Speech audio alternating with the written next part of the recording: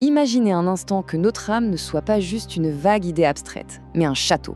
Un château majestueux, littéralement taillé dans un seul diamant ou dans un cristal d'une pureté absolue. Fascinant, non?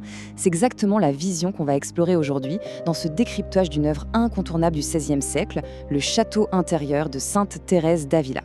On va carrément décortiquer cette architecture spirituelle éblouissante, pièce par pièce. Et ce qui est dingue avec ce texte, c'est son contexte historique.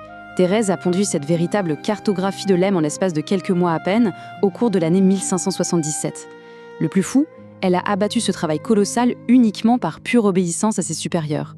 Les archives de l'époque nous disent qu'elle écrivait tout ça en étant malade, en se plaignant d'un bourdonnement infernal et constant dans la tête qui bousillait sa concentration. C'est dire l'exploit. Malgré tout ça, elle a bouclé cette monumentale feuille de route à la veille de la Saint-André. Allez, on entre dans le vif du sujet.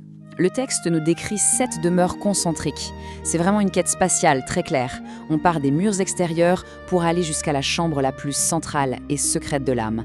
Voici notre plan de route. L'entrée, l'effort personnel, l'arrivée du repos surnaturel, la transformation de l'être, les purifications intenses et enfin le fameux mariage spirituel.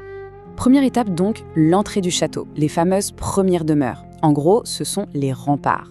Ça représente notre corps physique et ce tout premier pas qu'on ose faire à l'intérieur de soi-même. Et dès les premières lignes, la perspective est incroyable. Écoutez plutôt. J'ai considéré notre âme comme un château, fait d'un seul diamant ou d'un cristal très pur. C'est une beauté absolue. Ça montre vraiment la dignité et la lumière inhérentes à l'être humain, avant même qu'on ne commence le moindre petit travail sur soi. L'intérieur est, par nature, un palais d'une valeur inestimable. Bon, par contre, il y a un hic. L'accès n'est pas vraiment idyllique. Le texte nous prévient que lorsqu'on franchit la porte, en commençant à se connaître soi-même, eh bien, des reptiles et des créatures venimeuses s'infiltrent avec nous. C'est une métaphore super puissante pour parler de nos distractions, de nos ambitions un peu trop matérielles, du tumulte extérieur. Bref, tous ces parasites qui viennent squatter l'entrée et nous empêchent de bien voir la lumière qui brille au centre. On laisse ces premiers parasites derrière nous et on avance vers les 2e et 3e demeures. C'est la phase de l'effort et de la persévérance. C'est le moment où le travail acharné et la discipline humaine atteignent vraiment leur sommet. À ce stade, la progression est très structurée. D'abord, on lutte. C'est une véritable guerre d'usure contre nos vieilles habitudes pour réussir à écouter cette petite voix intérieure. Ensuite, on devient hyper discipliné, avec une vie bien réglée et vertueuse. Mais là, coup de théâtre, une énorme sécheresse spirituelle s'installe. Pourquoi ? La raison est fascinante. C'est parce qu'on veut encore tout contrôler. On a beau être vertueux, au fond, on a une confiance aveugle en nos propres capacités. C'est toujours l'ego qui tient la barre. Et cette fameuse sécheresse va nous pousser vers le pivot absolu du texte, le repos surnaturel dans les 4e demeures. C'est là qu'on lâche nos rames et qu'on passe d'un effort purement humain à une dimension totalement surnaturelle. Alors, quel est le point crucial ici ? C'est la différence énorme entre l'oraison active et l'oraison surnaturelle. Thérèse utilise une métaphore hydraulique qui est tout bonnement géniale. L'effort humain, l'oraison active, c'est comme remplir un bassin avec une pompe manuelle, à la sueur de son front, avec un boucan pas possible. Mais le repos surnaturel, c'est ce même bassin qui se remplit tout seul, dans un silence total, alimenté par une source souterraine invisible et profonde. En clair, on ne fait plus rien, c'est une force supérieure qui prend le contrôle. Ce lâcher-prise nous propulse directement dans les 5e demeures, celle de la transformation de l'âme. Attention, là on atteint un point de non-retour, c'est le lieu d'une métamorphose radicale. Le moteur de cette étape, c'est l'oraison d'union. Pour faire simple, c'est un état hyper intense, mais très court, dépassant rarement une demi-heure. Pendant ce laps de temps, on est comme totalement déconnecté, endormi au monde physique et à soi-même, mais branché à 100% sur le divin. L'individu y perd absolument toutes ses attaches terrestres. Les facultés intellectuelles sont tellement suspendues qu'il devient impossible de formuler la moindre pensée consciente. Et c'est là qu'intervient mon analogie préférée de toute l'œuvre, celle du ver à soie. L'image est incroyable. Au début, on se comporte exactement comme un ver à soie. On tisse laborieusement notre propre cocon avec notre petite discipline humaine. Ce cocon, c'est la demeure.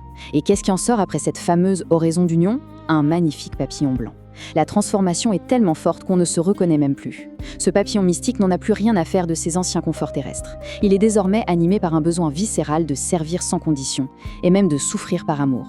Notre papillon, en quête d'absolu, fonce alors vers les 6e demeures. Et là, accrochez-vous, c'est le royaume des extases et des purifications, c'est l'antichambre du but final, mais c'est un espace incroyablement chaotique.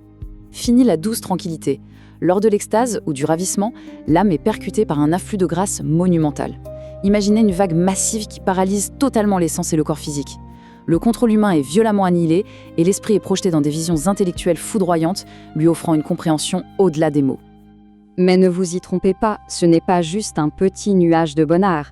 Ce papillon mystique va traverser des souffrances immenses.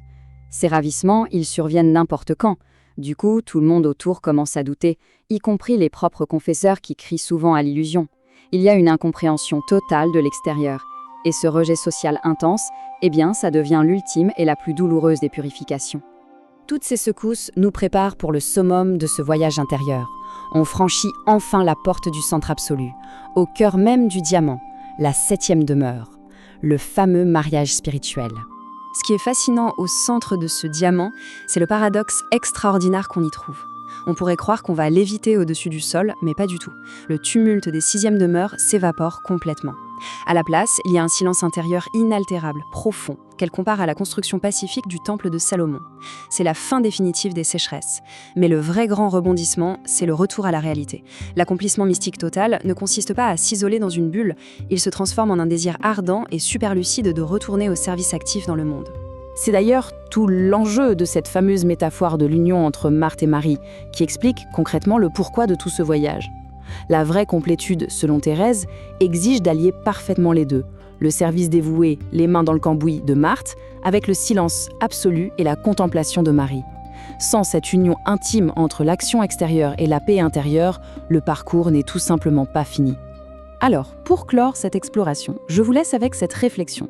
Si le centre de notre âme est véritablement un palais de paix absolue, concrètement, quelles actions cette paix devrait-elle nous pousser à accomplir dans le monde qui nous entoure ? L'exploration de son monde intérieur, au fond, trouve tout son sens quand elle devient le carburant de notre engagement envers les autres. Je vous laisse méditer là-dessus, merci de nous avoir suivis et à très bientôt.